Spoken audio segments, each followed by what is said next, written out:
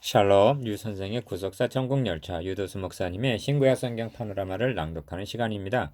지금은 요한계시록 파노라마 11장입니다. 두 증인의 예언과 믿을 만한 증거. 요절은 3절 내가 나의 두 증인에게 권세를 주리니 저희가 굵은 베옷을 입고 1260일을 예언하리라. 본장은 10장 마지막 절에서 요한에게 너가 많은 백성과 나라와 방언과 임금에게 다시 예언하여야 하리라 하고 위임된 사명을 수행하는 내용입니다. 그러므로 11장을 통해서 주목해 보아야 할 점은 기어 두 증인은 누구들인가? 니은 왜 증거를 해야만 하는가? 디귿 복음 증거에 있어서 믿을 만한 최종적인 증거란 무엇인가? 리을 증거의 결과와 재앙의 결과가 어떻게 다르게 나타나고 있는가 등입니다. 이를 세 단원으로 나누어 상고하겠습니다. 첫째 단원 1절에서 6절 두 증인의 증거, 둘째 단원 7절에서 13절 믿을 만한 증거, 셋째 단원 14절에서 19절 세상 나라가 그리스도의 나라가 되어, 첫째 단원 1절에서 6절 두 증인의 증거. 내가 나의 두 증인에게 권세를 주리니 저희가 굵은 베옷을 입고 1260일을 예언하리라. 3절 11장을 바르게 접근하기 위해서는 10장에서 요한에게 위임된 다시 예언하여야 하리라 하신 사명이 11장에서 1260일을 예언하리라 하고 3절 하반절 두 증인에게 부여되는 연속성을 놓치지를 말아야만 합니다. 그러므로 서론적인 말씀이라 할 수 있는 1절에서 2절 즉 요한에게 경배하는 자들을 청량하되 마당은 청량하지 말라 하신 말씀도 이 증거 사역과 결부하여 되어져야만 하는 것입니다. 이방인의 때 1. 또 내게 지팡이 같은 갈대를 주며 말하기를 일어나서 하나님의 성전과 제단과 그 안에서 경배하는 자들을 청량하되 성전 밖 마당은 청량하지 말고 그냥 두라.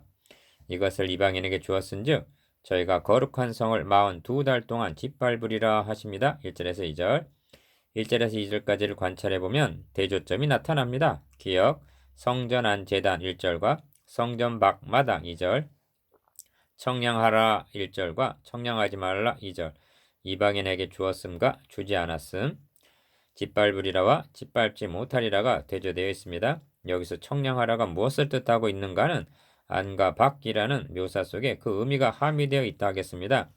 안에 있는 자를 청량하라 하심은 그 안은 하나님의 주관 하에 있음, 다시 말하면 보호권 내에 있음을 나타냅니다.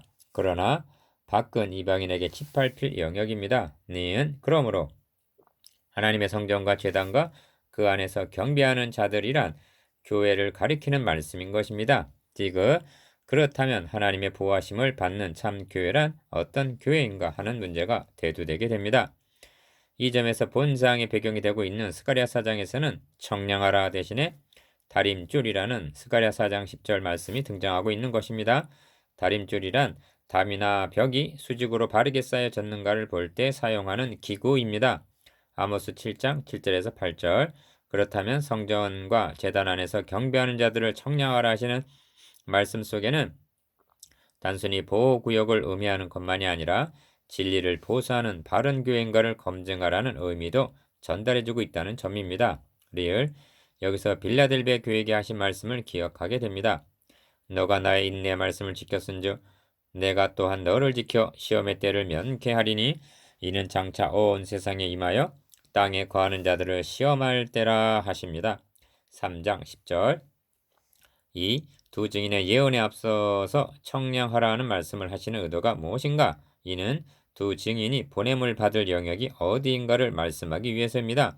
하나님의 청량 밖에 있어 이방인에게 짓밟히고 있는 곳, 다시 말하면 이 세상 임금이 지배하고 있는 적진이라는 것입니다. 뒤어 주님은 예루살렘은 이방인의 때가 차기까지 이방인들에게 밟히리라 하셨습니다. 누가복음 21장 24절 그렇다면 이방인의 때에는 언제 시작하여 언제 마치게 되는가? 니은 예루살렘이 바빌론에 의하여 정복당했을 때를 이방인의 때의 시작이라 볼 수가 있습니다. 왜냐하면 전에도 예루살렘은 공격을 당했지만 성전이 불타고 성이 함락되기는 바벨론에 의해서가 처음이기 때문입니다.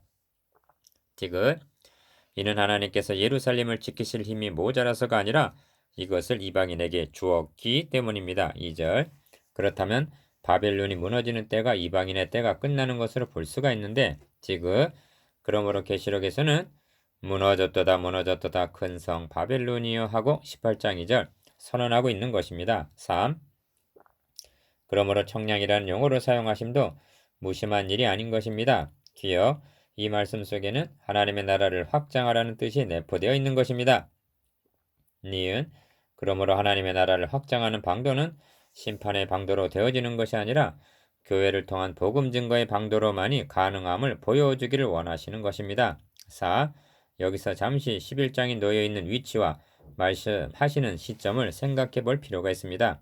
기억, 먼저 여섯째 인을 떼실 때 진노의 큰 날이 이르렀으니 누가 능히 서리오 하고 6장 17절 부르짖는 장면이 나타납니다. 그러자 이에 응하여 하나님의 인 맞은 자들과 어린 양의 피에 그 옷을 씻어 휘게 한 자들이 보좌 앞과 어린 양 앞에 서 있는 7장의 광경을 보여줍니다. 이들만이 설 수 있다는 해답이 주어진 것입니다. 이 장면이 6인과 7인 사이에 나옵니다.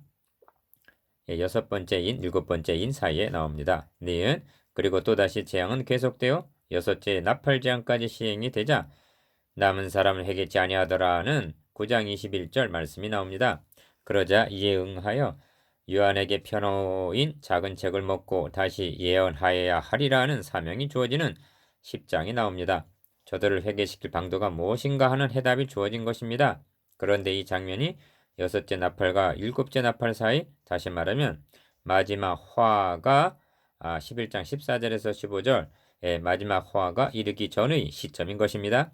이러한 패턴과 시점을 파악하고 있어야만 11장을 바르게 이해하게 되는 것입니다.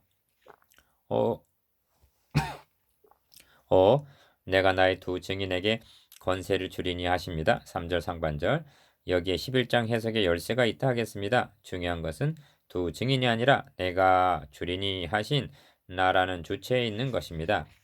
이 대목을 해석할 때 두 증인에만 관심을 기울이고 나라고 하는 주권자에 대해서는 무관심한 경우들이 많습니다. 아닙니다. 두 증인은 나의 증인으로 세움을 받았을 뿐입니다. 내가 하신 분은 예수 그리스도이십니다. 이유, 그렇다면 두 증인이란 누구들을 가리키는가? 이는 이 땅에 주 앞에 섰는 두 감람나무와 두 촛대니 합니다. 4절 기억, 촛대라는 말이 그가 누구들인가의 결정적인 정보를 제공해주고 있습니다. 계시록에서 촛대란 교회를 1장 20절 가리키는 상징입니다. 니은 일곱이라 하지 않고 두 촛대라고 한 것은 두 증인과의 일관성 때문에 이는 한 증인으로만 정할 것이 아니요 두 증인의 입으로나 세 증인의 입으로 그 사건을 확정할 것이며 하신 신명기 19장 15절 증인됨을 강조하기 위해서입니다. 디귿 이들을 두 감람나무라 한 것은 스가랴 4장의 반영인데 이는 기름 발리운 자 둘이니 온 세상의 주 앞에 모셔섰는 자니라 합니다. 스가랴 4장 14절 스가랴 당시 주 앞에 모셔섰는 자란 총독 왕 스룹바벨과 대제사장 여호수아를 가리키는 말씀입니다.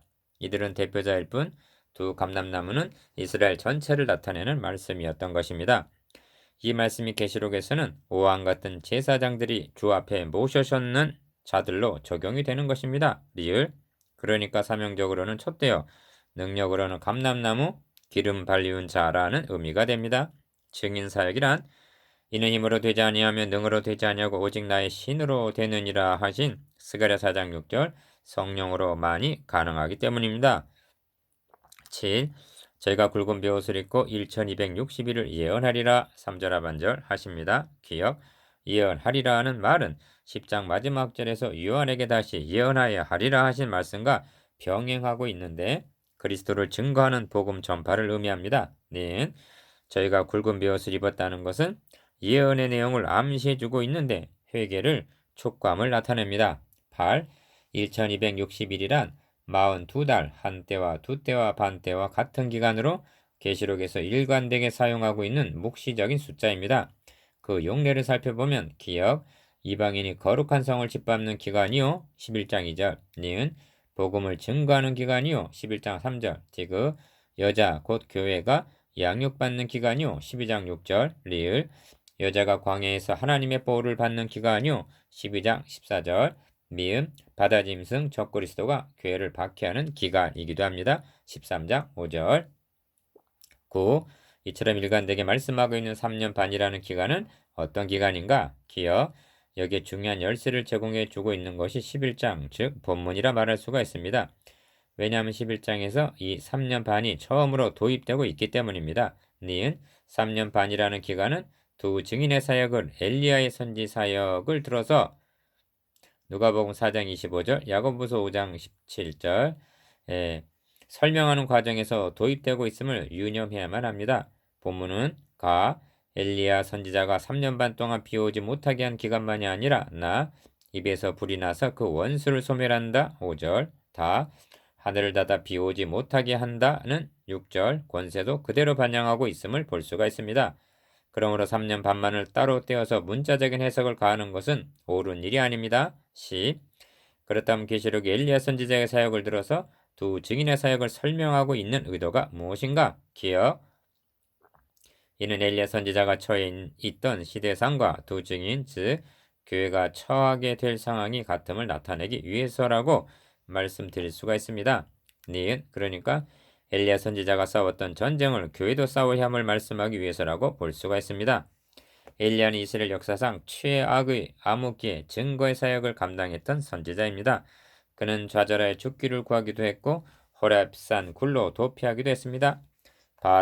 바알에게 무릎을 꿇지 아니한 사람 7천 열왕기상 19장 18절 7천밖에는 남지 않을 정도로 불법이 성하였던 시대입니다. 디귿 이는 엘리야 때만 그런 것이 아니라 두 증인이 증거하는 기간 즉 이제도 그렇고 장차 마지막 때가 가까울수록 3년 반의 기간과 같을 것임을 교회들에게 경각심을 갖도록 일깨워주기 위해서라고 받아야 할 것입니다. 리을 그러므로 이방인이 거룩한 성을 짓밟는 기간 11장 2절 복음을 증거하는 기간 11장 3절 여자 곧 교회가 양육받는 기간 12장 6절 여자가 광야에서 하나님의 보호를 받는 기간 12장 14절 바다짐승 적그리스도가 교회를 박해하는 기간 13장 5절인 1260일이란 종말의 어느 한 기간을 말하는 것이 아니라 주님의 초림으로부터 재림까지의 기간을 가리키는 것으로 귀결이 될 수밖에 없는 것입니다. 11. 그러므로 두 증인에게 주어진 권세를 보면 5절에서 6절 엘리야와 모세를 예표로 사용하고 있음을 보게 되는데 왜 이렇게 하고 있을까요? 이는 거룩한 성을 짓밟으리라는 2절 하반절 말씀과 결부되어 있다 하겠습니다. 기억 모세는 하나님의 선민을 짓밟고 있는 바로와 대항하여 싸웠으며 니은 엘리야는 하나님의 백성을 짓밟고 있는 아합, 이세벨과 대항하여 싸웠기 때문입니다. 디귿 이 점에서 명심해야 할 점은 모세는 그리스도의 대리자로 바로는 사탄의 대리자로 대결하고 있다는 점입니다. 이제 거룩한 성을 짓밟고 있는 짐승 적그리스도와 대항하여 싸워야 할 두 증인에게 모세와 엘리야에게 주셨던 그런 권세를 주어서 싸우게 하시겠다는 말씀인 것입니다. 이것이 두 증인 곧 교회의 사명입니다. 둘째 단원 7절에서 13절 믿을 만한 증거 저희가 증거를 마칠 때 무적행으로부터 올라온 짐승이 저희로 더불어 전쟁을 일으켜 저희를 이기고 저희를 죽일 터인즉 7절 1. 무적행으로부터 올라오는 짐승이 등장합니다. 7절 상반절 기어 계시록에 짐승이라는 말이 모두 36번이나 등장하는데 36번 무적행으로부터 20장 3절 올라온다는 것을 보면 사탄의 사자임이 분명합니다. 니은 이 짐승은 어린 양과 대비가 되는 존재인데 그에 대한 상론은 13장 17장에 가서 논하기로 하고 이는 한마디로 적그리스도를 의미합니다. 2. 전쟁을 일으켜 저희 곧 두 증인을 이기고 죽일 터인즉 합니다. 여기 전쟁이라는 말이 계시록에서 처음 등장합니다. 이후로 전쟁 12장 7절, 16장 14절, 19장 19절, 싸움 12장 7절, 17절, 13장 7절, 17장 14절, 19장 11절, 20장 8절 싸움이라는 말이 자주 등장하게 됩니다. 기어 누구와 누구와의 전쟁인가? 니은 무엇을 위한 전쟁인가? 디귿 도대체 전쟁은 왜 일어나게 되었는가? 이에 대한 명백한 인식을 가지고 임해야만이 계시록의 교회들에게 하시는 말씀을 바로 듣게 되는 것입니다. 가 누구와의 전쟁인가? 그리스도의 진영과 사탄의 진영 간의 싸움입니다. 나 무엇을 위한 전쟁인가? 인간을 소유하기 위한 두 권세자 간의 전쟁입니다.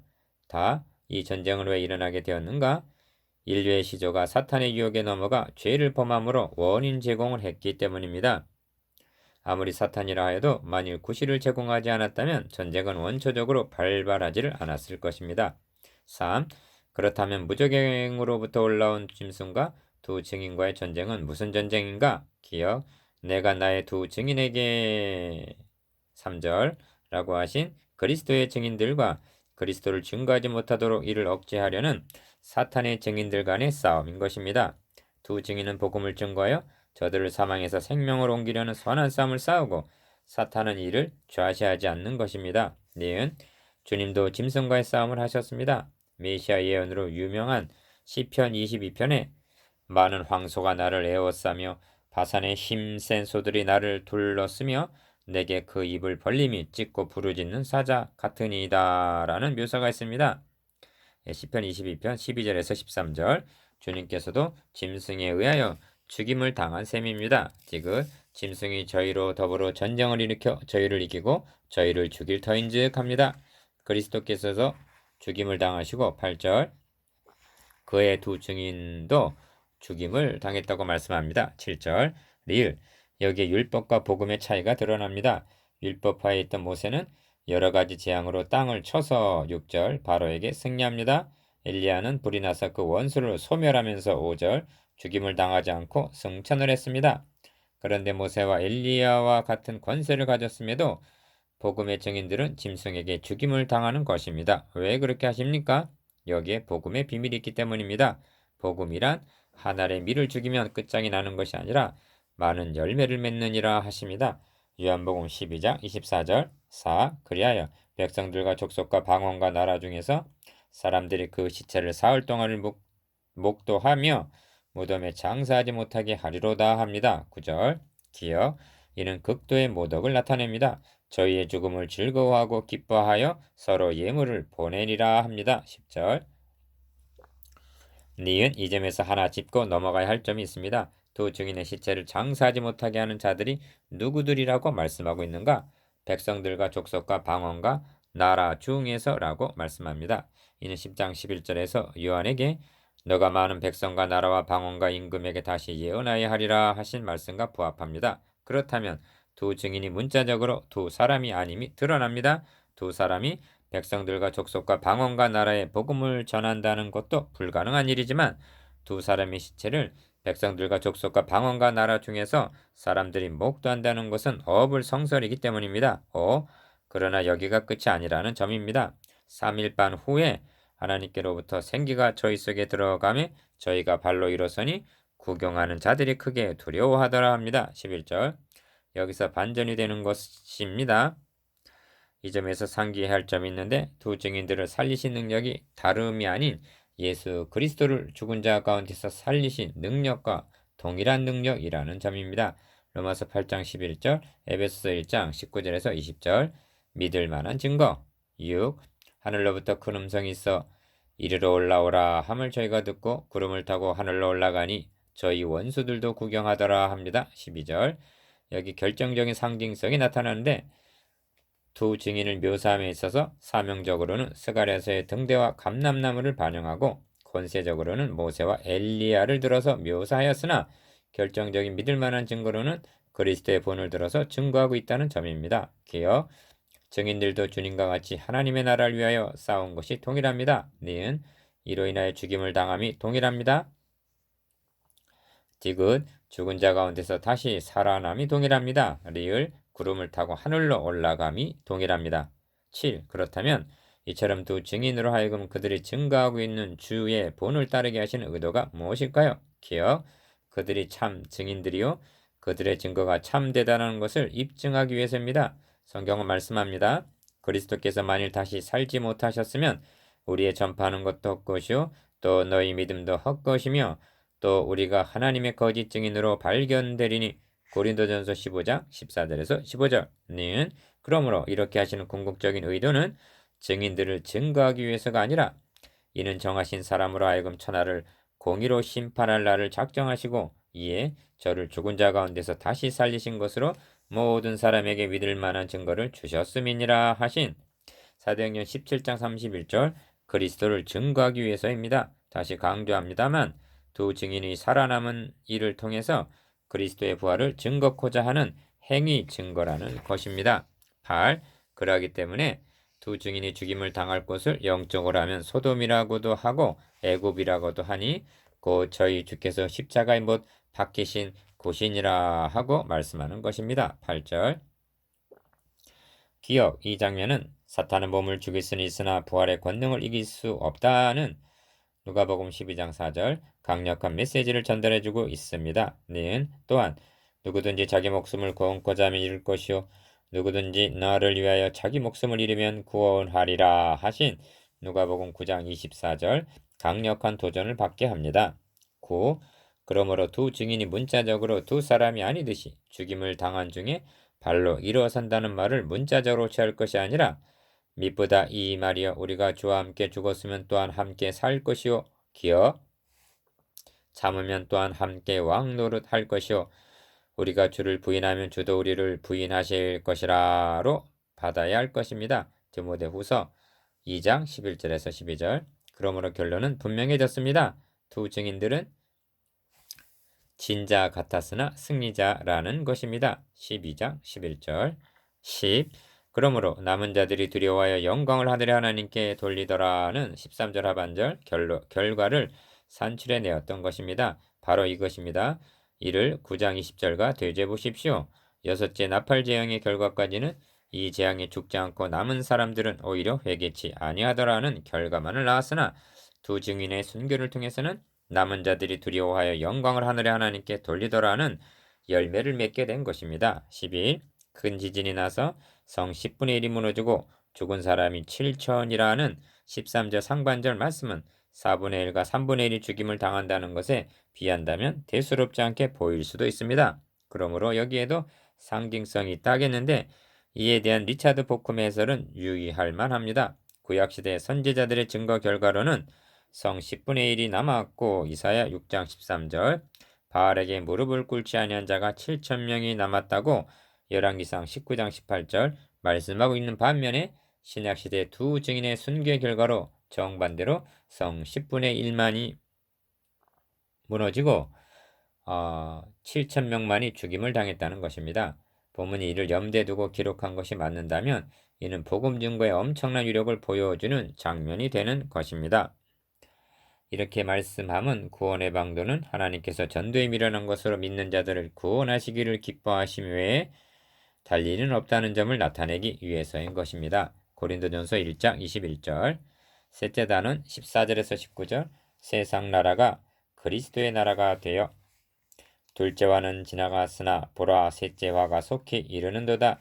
일곱째 천사가 나팔을 불매 하늘에 큰 음성들이 나서 가로되 세상 나라가 우리 주와 그 그리스도의 나라가 되어 그가 세세토록 왕 노릇하시리로다 하니 14절에서 15절 1.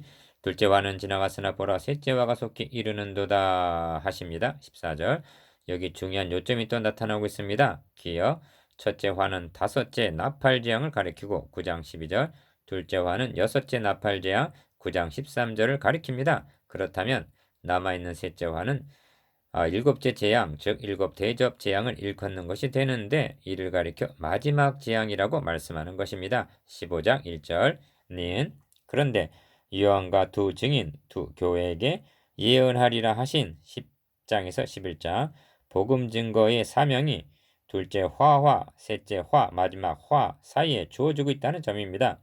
이를 인식한다는 것이 얼마나 중요한 각성인지요. 이 시점에서 교회가 복음을 증거해주지 않는다면 저들은 마지막 화를 당할 수밖에 없다는 것이 얼마나 중요한 요점입니까? 그런데 일곱째 천사가 나팔을 불매하고 15절 상반절 등장한 것은 일곱 대접 재앙을 가진 천사들이 아니라 큰 음성이 나서 가로되 세상 나라가 우리 주와 그 그리스도의 나라가 되어 그가 세세토록 왕 노릇하시리로다 하는 찬양입니다. 15절 하반절 이것이 셋째 화란 말인가? 3. 아닙니다. 셋째 화는 16장 1장에 가서 너희는 가서 하나님의 진노의 7 대접을 땅에 쏟으라 하고 나타나게 되는 것입니다. 기어 그 사이에 11장 15절에서 15장 8절까지의 내용이 들어있는 것입니다. 이는 4장 반이나 되는 총 68절의 분량입니다. 니은 계시록의 구절을 분류해 보려는 분들이 고심하게 되는 부분이 이 대목입니다. 마지막 화를 선언하신 11장 15절 이후로부터 시행되기까지 16장 1절 이처럼 긴 절이 있다는 것은 중요한 문제가 아닐 수 없습니다. 디귿 이렇게 하신 의도는 마지막 화를 쏟기 전에 이 대목을 통해서 교회들에게 보여주고 말씀하시고자 하는 중요한 계시가 있기 때문일 것입니다. 그 점을 앞으로 살펴보게 될 것입니다. 그러므로 계시록에 있어서 이 부분이 또 하나의 중심부라 할 만큼 중요합니다. 4. 먼저 큰 음성으로 하신 말씀은 기억 세상 나라가 우리 주와 그리스도의 나라가 되어 그가 세세토록 왕노릇 하시리로다는 15절 말씀입니다. 니은 왜냐하면 셋째와 7 대접 심판이 마지막이 될 것이기 때문입니다. 이를 주기도문을 통해서 표현한다면 나라가 임하옵시며의 뜻이 이루어지다가 될 것입니다. 5. 24 장로들도 엎드려 경배하며 가로되 감사하옵나니 옛적에도 계셨고 시방도 계신 주 하나님 곧 전능하신 이여 친히 큰 권능을 잡으시고 왕노릇 하시도다 합니다. 17절 왕노릇 하신다는 말이 중심 모티브입니다. 기억 왕노릇 하신다는 말은 메시아 왕국이 도래하게 되었음을 나타내는 말입니다. 니은 그래서 옛적에도 계셨고 시방도 계신 주라고 말할 뿐 장차 오실 이가 생략이 되어 있음을 보게 됩니다. 이는 이미 오셨기 때문입니다. 6. 하나님의 나라가 임하게 되면 기억 하나님께 대하여 분노하던 대적자들은 심판하시고 18절 상반절 니은 종 선지자들과 성도들과 또 물론 대수하고 주의 이름을 경외하는 자들에게 상 주시는 때로소이다 합니다. 18절 하반절 7. 이 하늘에 있는 하나님의 성전이 열리니 성전 안에 하나님의 언약궤가 보이며 또 번개와 음성들과 내성과 지진과 큰 우박이 있더라 합니다. 19절 이 시점에서 어떤 의도로 언약궤를 보여주시는 것일까요? 기억 언약궤가 보였다는 것은 휘장이 열려졌음을 뜻합니다. 어떻게? 오직 예수 그리스도로 말미암아 니은 또한 하나님의 심판과 보상이 언약하신 대로 즉 성경에 기록된 대로 이루어 주실 것을 나타내고 있습니다. 8. 이제 11장을 요약한다면 회개와 구원과 하나님 나라 확장 즉 메시아 왕국의 도래는 오직 복음 증거를 통해서뿐이며 복음을 증거하다가 박해를 받는 것은 지는 것 같으나 실상은 승리요 기독교의 믿을 만한 최종적인 증거는 죽은 자 가운데서 다시 살아나셔서 처음 열매가 되신 우리 주 예수 그리스도의 부활에 있다는 점입니다.